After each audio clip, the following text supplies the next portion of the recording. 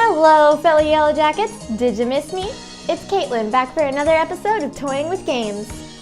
Apologies for the short hiatus, you know how life is. Regardless, guess what? We're covering yet another rhythm game! Someone should stage an intervention, I really can't help myself. This month's game is Lanota, originally released on mobile on July 16, 2016. This game certainly manages to keep itself entertaining, especially once one sees all the craziness on the screen. Let's give this game a spin, shall we? Firstly, let's address what we can of the story. Lanota is set in a post-apocalyptic world destroyed by an event called Al Niente, for which the cause is still unknown.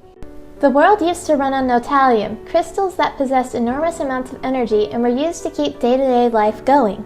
Al Niente sucked the energy out of these crystals. As the energy faded, areas would lose color, then sound, then they would eventually freeze altogether. If deprived of their natural energy for too long, Notalium enters a disordered state, making the area susceptible to absolute destruction. Now, Notalium can only be distributed by the Notalium Administration, the world's leading authority on Notalium research. However, the world slowly began to fall to pieces without the natural energy supplied by Notalium.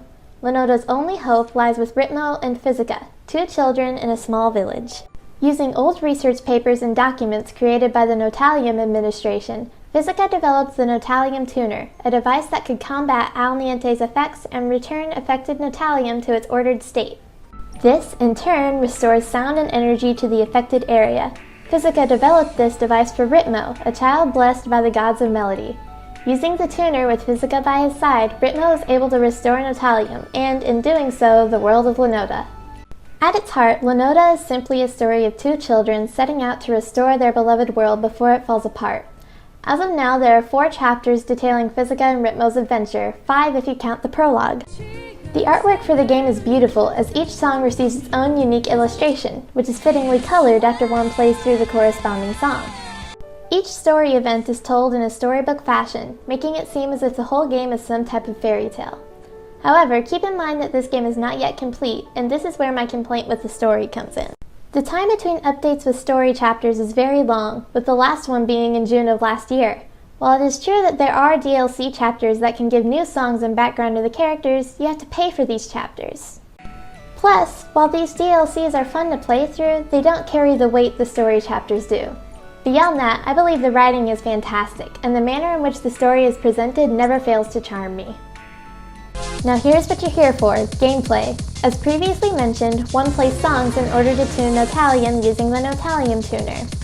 When actually playing the game, this takes the form of a circle on the screen.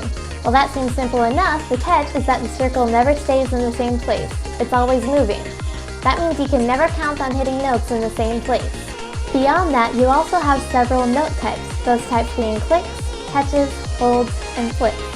Each of those should be rather self-explanatory save for the catches. They're basically the same as clicks, except you're supposed to drag them. Combine these with a constantly moving playing field and you're in for one heck of a ride.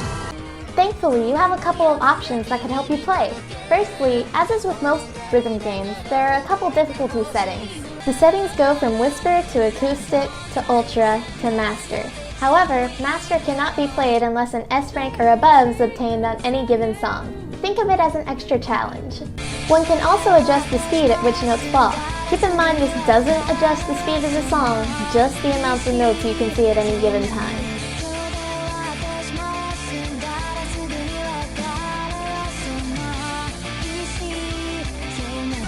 Finally, there are 2 game modes, Tune and Purify. Tune is for more casual players, as you can miss any number of notes. However, that is not the case with the Purify game mode. Miss too many notes and you'll be met with failure. Thanks to the multiple settings, the game is highly accessible to its players and makes the gaming aspect as smooth as possible. Finally, I would like to give some special notice to the previously mentioned DLC chapters. Instead of numbers, these chapters are actually given letters. Right now, DLC chapters A through N have been released. The reason I want to give a special shout to DLC is because I actually believe it has been fairly well executed. Each DLC chapter only costs about $5 give or take, and each chapter usually has 6 to 8 songs. Overall, not bad for what you're paying.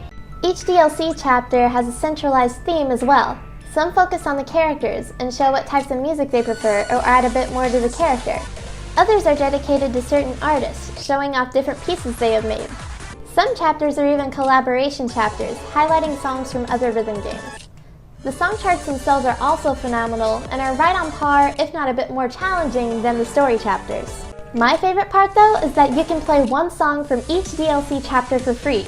Many rhythm games don't offer this, only letting you hear samples of the music. In Lanota, you can get a better feel for what you might be buying. That definitely puts a warm tune in this reviewer's heart.